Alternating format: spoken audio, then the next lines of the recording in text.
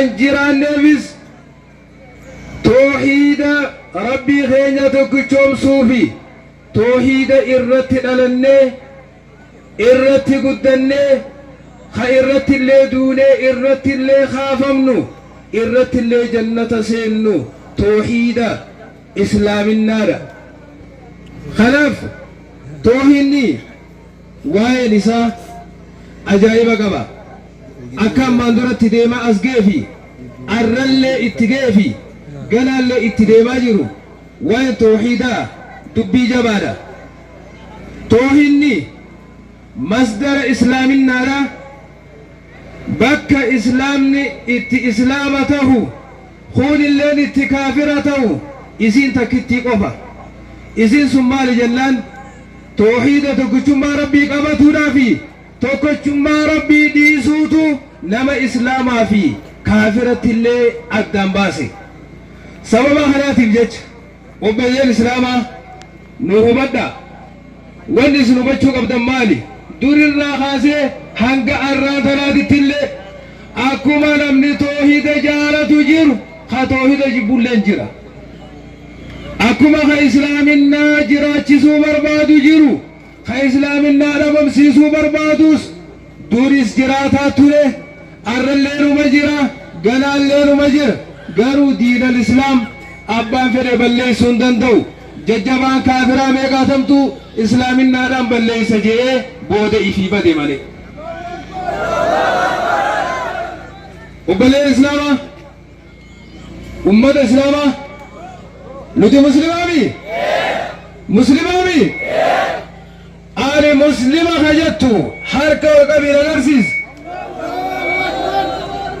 الله أكبر حركة وقبدالي قد اندابي سنا حركة وقبا حركة وقبا توكم ما إسلاما نقرسيسو نف حركة وقبا حركة والقبا الإسلام لتقومي الدان بانومي الدان بانومي نقبل جريمي نقامتكو حركة حيثاً قد ديبسا إن شاء الله قندي هطورا ونني سنيدامو بربادي توهني عربيتنا خيستي بك إليخوني توهيد أدونسا الرباتي خجنا حلقة قيامات دابتو تلي دامو جوتيني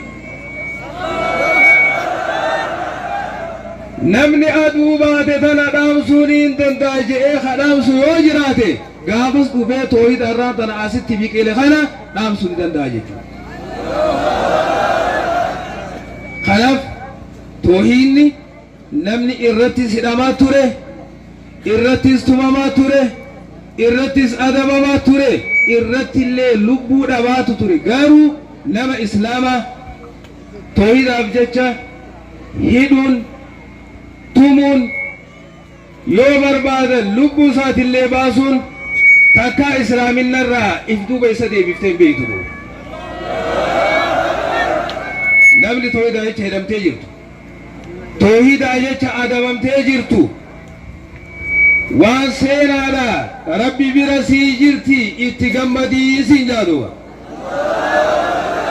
si dura abbaa keenya nabi ibraahim alayhi salaatu wassalaam namni toohidaaf adabamaa ture isa nama nu caalu adabamuu miti hidhamuu miti tumamuu miti qabeenyaan adabamuudhaa miti ibiddaatu isaa qophaa'ee ibiddatillee darbame nabi ibraahim alayhi salaatu wassalaam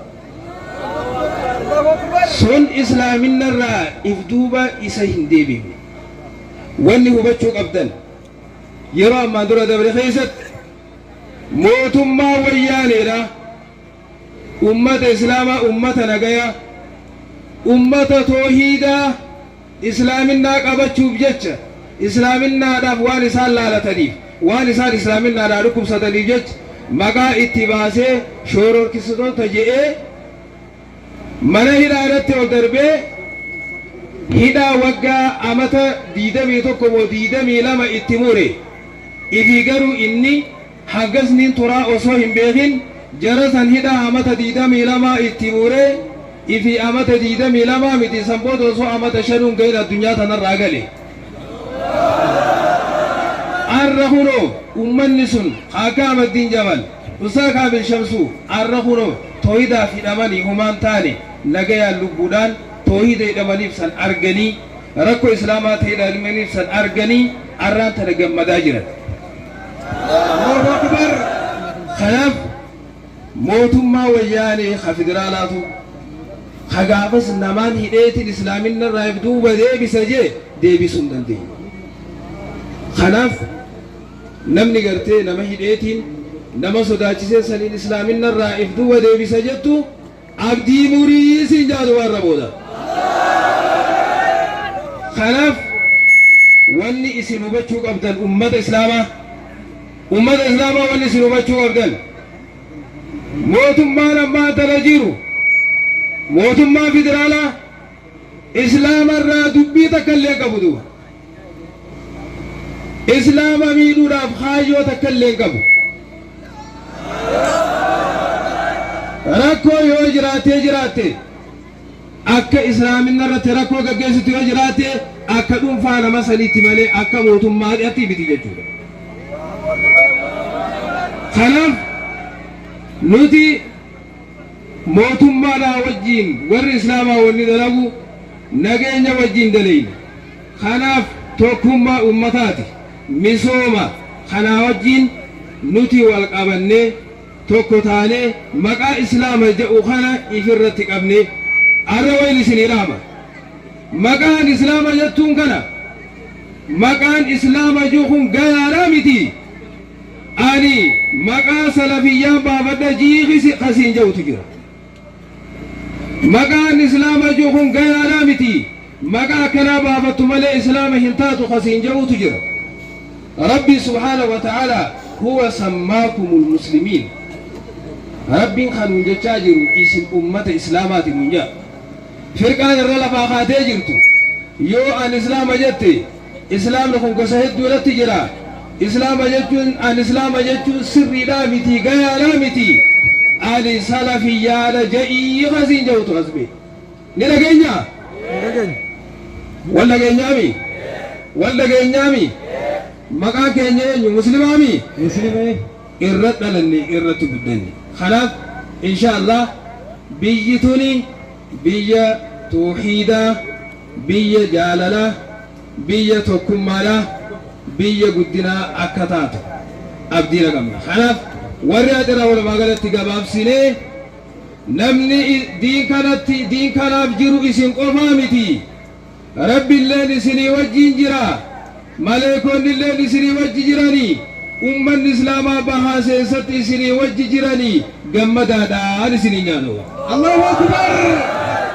Inshaallah kanaaf ani sagantaan baay'eetu jira waan ta'eef silaa wanni hasawa waa hedduutu jira.